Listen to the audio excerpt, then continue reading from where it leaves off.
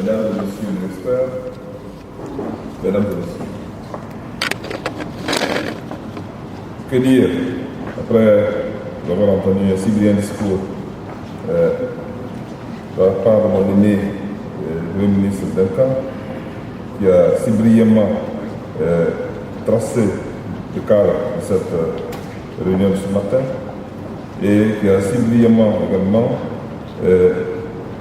tracé les sillons dans lesquels le traité d'amitié et de coopération entre nos deux pays pourrait donc évoluer dans le futur dans le plus grand bien de nos populations respectives.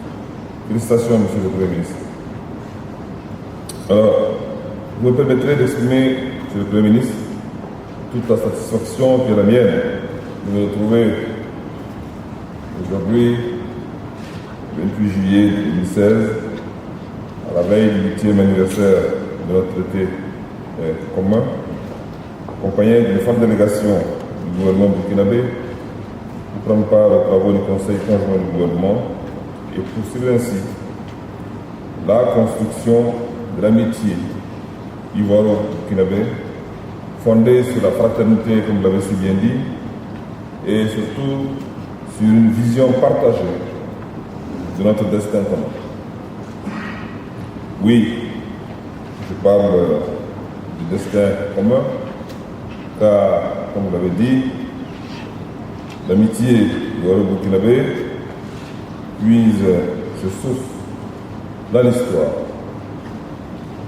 dans la géographie, dans les valeurs culturelles communes et dans la volonté de nos deux peuples de bâtir un espace commun. Mais je voudrais avant tout, Monsieur le Premier ministre, vous adresser à vous-même, au gouvernement et au peuple ivoirien mes sincères remerciements pour l'accueil particulièrement chaleureux et fraternel dont ma délégation et moi-même avons bénéficié depuis notre arrivée dans cette belle et chaleureuse ville de Yamoussoukro, terre natale de feu le président Félix Houphouët-Boigny, dont je salue ici la mémoire pour toutes les valeurs de sagesse et de paix qui nous a léguées. En vérité, cet accueil n'est pas une surprise, car il traduit toute l'estime que nos deux peuples se vouent mutuellement.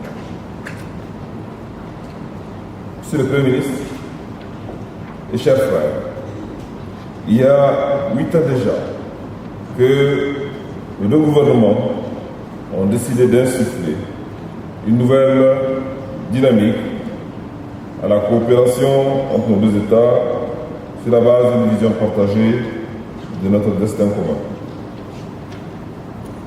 En signant le traité d'amitié et de coopération, nos deux gouvernements se sont ainsi dotés d'un instrument unique et original sur le continent africain, lequel reflète la volonté commune de nos deux peuples de donner à leurs relations un enracinement historique solide à la hauteur de leurs aspirations à la paix et à la prospérité. C'est dans cette optique que lors de notre 3e et 4e sommet, nos deux gouvernements ont décidé de consolider l'exemplaire coopération qui bâtissent tous les jours par la mise en œuvre de projets d'intérêt commun que vous avez si récemment rappelé. Il s'agit entre autres du projet de construction de l'autoroute Yamoussoukro-Ouagadougou, projet de réhabilitation du chemin de fer Abidjan-Ouaga-Kaya et son prolongement jusqu'à Tambor, l'approvisionnement du Burkina Faso en électricité à partir de la Côte d'Ivoire et dans d'autres projets. S'agissant du projet de construction de l'autoroute Yamoussoukro-Ouagadougou, je me félicite des initiatives déjà prises pour mobiliser les investisseurs autour de ce projet intégrateur. En ce qui concerne le projet de réhabilitation du chemin de fer Abidjan, Ouagadougou-Kaya, et son prolongement jusqu'à Tambao, en dépit des difficultés rencontrées dans le démarrage effectif des travaux, nos deux gouvernements poursuivent les concertations avec les parties impliquées pour la mise en œuvre effective de cet important projet. C'est le lieu pour moi, M. le Premier ministre, d'adresser mes sincères remerciements au gouvernement de la République de Côte d'Ivoire pour les efforts consentis dans l'approvisionnement de Burkina Faso en énergie électrique et en hydrocarbures, singulièrement au cours de cette année 2016. Monsieur le Premier ministre, distinguées personnalités, mesdames et messieurs, aujourd'hui, comme je viens de le mentionner plus haut, force est de constater que des avancées importantes ont été enregistrées dans de nombreux domaines de notre riche coopération. Au-delà de nos projets prioritaires, ces avancées touchent des secteurs de la défense, comme vous l'avez si bien rappelé, M. le Premier ministre, et de la sécurité, de la diplomatie, des ressources animales et halieutiques, de la libre circulation des personnes et des biens, de la coopération administrative décentralisée, du commerce et de l'artisanat, du tourisme et de la culture, de l'environnement, de la recherche scientifique, de l'éducation, ainsi que de la formation professionnelle. Et j'en passe. Toutefois, l'arbre ne doit pas cacher la forêt. Si la satisfaction actuelle est légitime, nous devons redoubler d'efforts et de détermination pour conduire à terme les multiples chantiers ouverts dans le cadre de notre traité et dont l'objectif est le développement de nos deux pays et l'épanouissement des peuples ivoiriens et burkinabés. À cet effet, il appartient à nos deux gouvernements de conjuguer les efforts pour faire face aux nouveaux défis auxquels ils sont confrontés. Il s'agit en particulier de la lutte contre le terrorisme et de la criminalité transfrontalière qui entrave nos efforts de développement. C'est également que notre rencontre de ce jour puisse examiner et évaluer l'état de mise en œuvre des décisions et recommandations issues de notre 4e conférence au sommet et de formuler des projets de recommandations et de décisions à l'attention de nos deux chefs d'État. L'ordre du jour inscrit au programme de nos travaux nous y invite. Les échanges francs et fraternels nous permettront assurément de développer cette coopération déjà excellente et qui ouvre des perspectives nouvelles à travers les perspectives de croissance ouvertes par le plan de développement économique de la Côte d'Ivoire et par l'adoption récente du plan national de développement économique et social du Burkina Faso.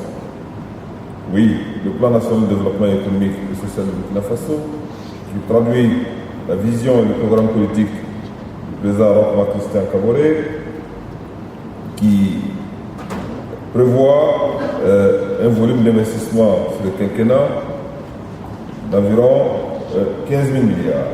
15 000 milliards entre 2016 jusqu'à 2020. Et sur ces 15 000 milliards, 8 400 milliards seront consacrés aux investissements prioritaires qui ont vocation à régler de manière définitive les barrières structurelles à la compétitivité et à la productivité de notre économie. Il s'agit notamment des questions liées à la pénurie d'électricité, d'énergie, questions liées au déficit des infrastructures et questions liées également à la qualité des facteurs humains, l'éducation, la santé et, comme vous l'avez si bien dit, M. le Premier ministre, aux défis liés à la transformation structurelle de notre économie par une plus grande productivité au niveau des secteurs primaires et secondaires et une articulation entre ces deux secteurs, entre l'agriculture et l'élevage et le secteur de l'industrie. Alors, Monsieur le Premier ministre, à quelques jours de l'indépendance de votre beau pays, je suis convaincu que le plan de développement économique et social du Burkina Faso et votre plan national de développement qui vient d'être adopté permettront d'insuffler une dynamique de croissance qui profitera à nos deux peuples. La croissance projetée au Burkina Faso au cours du quinquennat est de l'ordre de 8,5%. 8,5%, mais nous espérons qu'on ira au-delà de ces 8,5%. Avec un minimal de 7,7% au cours de la période. Mais en moyenne, la croissance est projetée autour de 8,5%. Mais nous pensons que nous pouvons faire mieux si nous arrivons à réaliser la plupart des investissements qui sont inscrits dans le plan national de développement économique et social. Et avec la dynamique qui est créée au niveau de l'environnement régional, je pense que cette dynamique régionale permettra effectivement de dynamiser davantage les échanges économiques entre deux pays en particulier et avec d'autres pays de l'Union économique et monétaire ouest-africaine. Monsieur le Premier ministre, je voudrais, avec votre permission, à quelques jours de l'indépendance de votre beau pays, vous adresser au gouvernement et au peuple ivoirien mes vœux de paix, mes vœux de santé et de progrès continu. Je pense que après les épreuves que notre pays a connues, et avec l'élection brillante du président Alassane Ouattara comme magistrature suprême, les conditions sont maintenant réunies pour que le pays se lance vraiment dans une dynamique de croissance forte, durable et, comme vous l'avez dit, inclusive. C'est notre vœu. C'est le vœu du peuple burkinabé. Et nous pensons que dans ces conditions, les conditions donc d'une prospérité partagée seront réunies pour nos deux peuples. Alors, je voudrais, à la permission, me joindre ma voix à la vôtre et souhaiter plein succès à nos travaux. Et également magnifier l'amitié, la fraternité entre les peuples burkinabés et les peuples ivoiriens. Je vous remercie.